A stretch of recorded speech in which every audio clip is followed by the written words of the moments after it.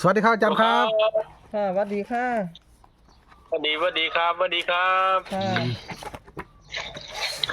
โอ้ยเขาอันตกกันเนาะของคอยหมอรวยครับผม80อาจารย์โอ้80ยอยู่แม่นแม่นคืนพวกทีมกับพ่อได้5ได้10อยู่ก็ได้เนาะอาจารย์นะแต่ว่าได้หลายกว่าหมู่กับเมียฝรั่งคือเก่าอันเนี้ยเพิ่นมีทุนก็เจ้าทุนหลายนะครับผมเพิ่นก็ได้500 บาทว่าสั่นลูกทีมแจ้งผม ครับผมพวกมาเคงมาค่าลูกถึงลูกเทียนนิดๆน้อยๆก็ผู้เฒ่า30นี่ล่ะแม่นอาจารย์ผมว่านะครับเขาก็บอกอันนี้กามันจันนั้นเมียฝรั่งสุด08อันที่เพิ่นได้วิ่งครับ08ตอนออกอุบลนะตอนฟังจันกรหันเมียฝรั่งได้หลายได้ถึง 7-8 หมื่นพุ่นครับผมมาเข้าของเพิ่นอีกนี่มาเข้า80ตัวกันของผมอีกเขาก็ได้อีกดวงเมียฝรั่งพุ่งขนาดช่วงนี้ครับผมจ้าส่วนผมเขาจะมีดวงอาจารย์เนาะมันบวกกับเลขผมมันเข้าวิ่งนำเด้มันเข้าเข้าประจำเลยช่วงนี้มันเอาได้วิ่งตัวเนื่องเมียฝรั่งนะหลายงวดเลยเนาะอาจารย์เลยวิ่งเนาะโอ้ยหลายล่ะฟังจันหันแตกล่างแตกบนแตกทั้งอุบลแตกอยู่กลางอีกได้3เด้งครับผมหันแล้วก็มันเด็กวิ่งบ่เข้ามันแต่ว่าเข้าตัวกันผมที่80ว่าคั่นครับผมขอตัวกันเลยอาจารย์มันสุดนั่นให้งวดแล้วครับช่วงนี้เขาได้เรือกันติดตามนี้เนาะอาจารย์เนาะเลยวิ่งเนาะเลยวิ่งเรียกจับกำลังมาแล้วงวดนี้จัดไม่หมอรวยจัดเต็มมื้อแรงครับผมรวยยุกช่องมื้อแรงนี่ครับ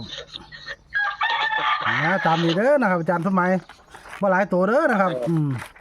เห็นบางหม่องบางบ่อนน่ะโอ้ยหลายหลายมันซื้อจังได๋ว่าซั่นเด้อเลขผมนี่ผมขัดเอาตัวเด่นๆเด็ดๆผมหลายตัวผมตัดออกเบิดนะเอาแต่เลขที่เดินได้นะครับตัวใดวงบ่เดี๋ยวโชว์จังหน่อยนึงเนาะเก่าตัวกันก็เอาตัวหัวกะทิซุ่มนี่ก็เอาตัวหัวกะทิเอาพร้อมสิถล่มแม่เลยของผมนี่ก็บ่ถือว่าบ่หลายตัวคืออาจารย์อื่นเนาะของคนอาจารย์อื่นเต็มหน้าโอ้ยอาจารย์อื่นกระดาษนึงจักสิให้เขาไปเฮ็ดจังได๋ค่ะนึกก็วางสั่นแล้วหลายอีหลีบ่โชว์โดดมาของผมนี่พวกกูแสดงว่าผู้ใดมากระนินได้เบิดกูโตนะแต่ว่าผมสินินได้พิเศษ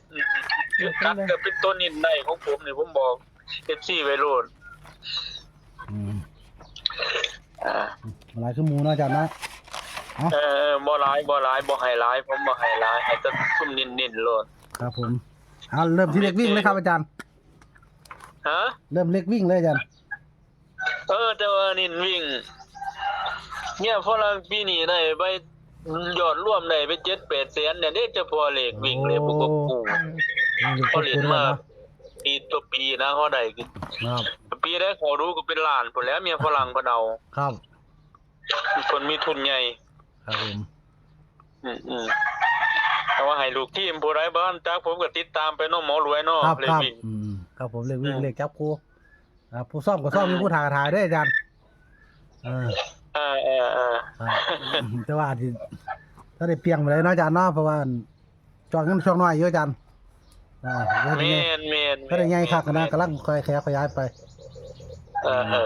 ค่อยเปลี่ยนค่อยไปค่อยอดหนุนต่อสู้นำกันไปนี่ล่ะครับอาจารย์พอได้สร้างบุญบารมีเนาะอาจารย์เนาะแม่นเสริมบารมีซอยเจ้าไปนำสาธุอาจารย์ครับผมถ้ามีอยากมีกินพุ่นล่ะจังคือเรียนอาจารย์ก็ได้ให้ค่อยส่งกันไปครับผมเลขวิ่งตัวไหนครับอาจารย์หัวเนี่ย6 กับ 3เด้อ6 กับ 3อาจารย์เนาะวิ่ง6 กับ 3บนล่างคือเก่าเนาะบนล่างจับคู่3038เด้อ